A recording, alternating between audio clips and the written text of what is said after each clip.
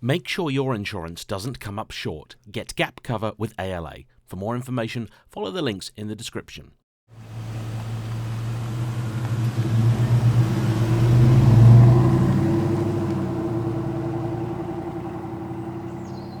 Hello everybody, today I am driving what might be the most beautiful car I have ever seen in my life.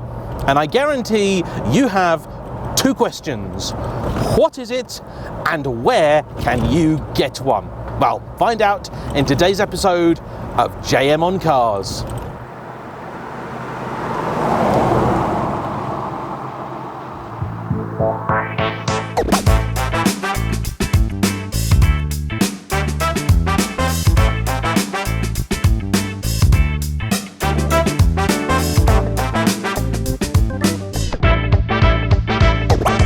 Today's video is one of a little series that I've been able to make courtesy of my good friend Doug, who this week has put me up in his Airbnb nestled in the beautiful little village of Shillington on the border of Hertfordshire and Bedfordshire, and he's put me in touch with a bunch of his car-owning friends.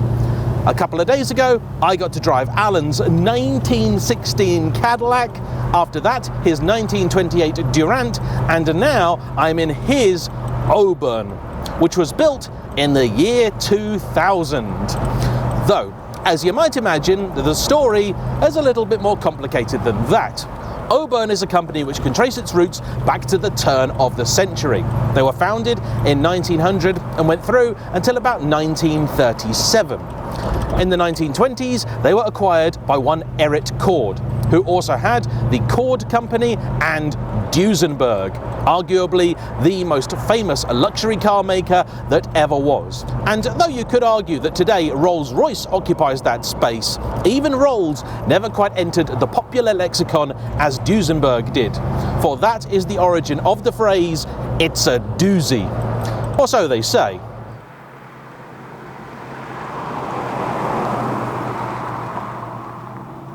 Now, unlike some of his contemporaries, Mr. Cord never quite achieved the hierarchy that later made many other car makers quite so successful. In fact, all of his enterprises aimed at the top end of the market, with Duesenberg and Auburn aiming to sell cars to the world's wealthiest individuals.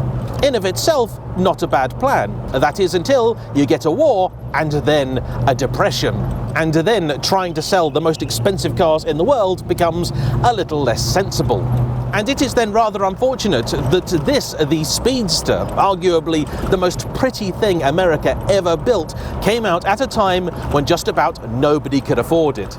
The Speedster name had been used on a number of Auburn models, but the best known of all is the shape we see here, the 851. It landed first in 1934, powered by a 4.6-litre straight 8 engine with optional supercharger. The design was by Duesenberg man Gordon Burig, and as a mark of its ability, each one was tested by record breaker Ab Jenkins. A plaque on the dashboard confirming that each car had been proven capable of over 100 miles per hour. To give it luxury touring credentials, it also had an early version of what you might consider overdrive, effectively selectable ratios for the final drive, giving the driver a choice of 6 different ratios from the 3-speed manual box. Though initially it seems that Auburn may have resisted the pressure of the Depression, being just one of 2 American car companies to actually increase sales in that time, it would appear their fate was merely delayed, the company being wound up in 1937. It was then bought out, restructured and saved by the Second World War, during which they built some 500,000 or 3/4 of the total production of bodies for the Willys Jeep. Then, after that, they got into the kitchen sink business. Strange but true. In the space of just 20 years, that company went from building something that almost nobody on earth could afford to something that just about everybody probably had, and they didn't know it. But James, I hear you cry, you said this car was from 2000. That's right, it is. A company named Speedster decided a while back to start recreating this iconic thing, but for a modern audience. So, a newly built chassis, a modern General Motors V8 Vortec engine, here displacing just over 5 litres, a 3-speed automatic gearbox, also General Motors, and some modern creature comforts, like electric windows, which to be honest, don't really do much.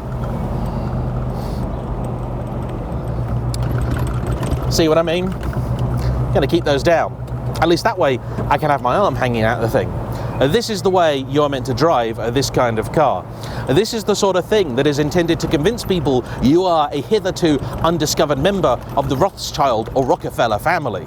And partly inspired by its gorgeous Art Deco looks, this is a car with which Alan has always had a fascination. But owing to the extraordinarily limited numbers of cars originally built, a real one is now a very pricey thing, with genuine examples often commanding 7 figures.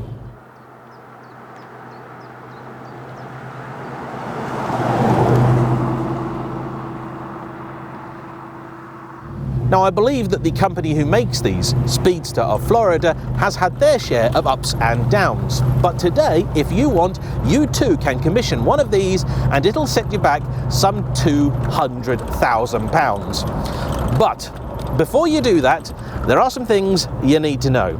First off, like many old school luxury cars, it is both enormous and impractical.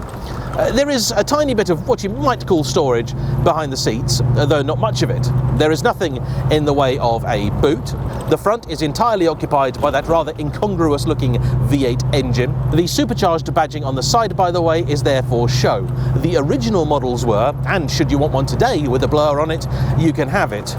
Truth is though, this isn't really the kind of car in which you want to put your foot down, because though it is built on technically a modern chassis, it doesn't really drive in a very modern way, at all. I suspect you can likely see that. Visibility is simultaneously brilliant and terrible. Because there is no form of roof on this, I can see all around fantastically. What I can't see is that corner of the car, even complete with my long torso. If you're doing the JayEmm drinking game, take your shot now. I got no idea where that bit of the car is.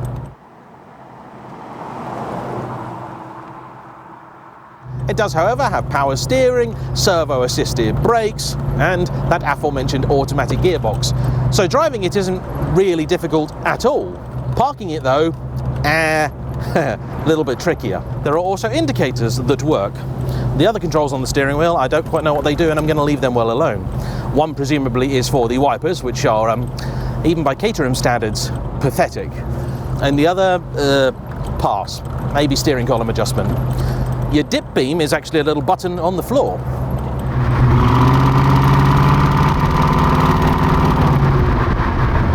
Yeah, it makes the noise and it does go, but honestly, this chassis, a little bit scary. It's got a huge wheelbase, suspension which is adjustable but is fairly firm, but that I think is not the problem. There's just not much rigidity in it, and therefore I've got little confidence in it. If you thought you could pilot this thing like a big Morgan, no, not happening. Happily, the brakes do at least work. Oh, please get on your side of the road, thank you.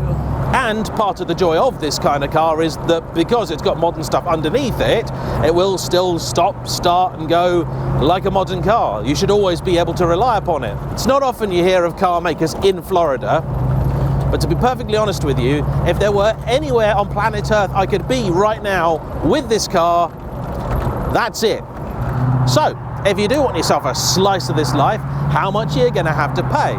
Well, you'll know better than I, because at the point of filming, a car is going up for auction. By the time I come to edit this, I'm going to be able to put the number on screen. And it went for, are you ready? Was that a lot? I don't know. You tell me in the comments, was that a fair price for this or not? Rearward visibility is interesting. You do have both a central rearview mirror and side-mounted ones, and apparently there's something about it that means people in Corsas think they can pull out in front of you. Egypt. I have to be honest though, I think I'm actually far more taken with Alan's 1916 Cadillac, because that's the real deal. The car I'm driving next to though, that's arguably even more interesting than this. It's an Excalibur, which was built in the 1970s to look like something from the 1920s, only now it's the 2020s. I'm genuinely curious to see how that's going to compare. But if you'll forgive me, I think this is a good time to draw this video to a close before it shakes all my cameras off. I don't think I've ever driven a car quite this wobbly or quite this splendid. And with those off, I think I am likely to enjoy it just a bit more. So, I wish to say, as ever, a big thank you to Doug for putting me in touch with Alan, to him for letting me drive his cars, and to you for watching. Don't forget to hit the like button, comment down below, subscribe if you haven't already, and if you've enjoyed this video, please make sure to share it with your friends. I shall see you for the next one. Bye-bye.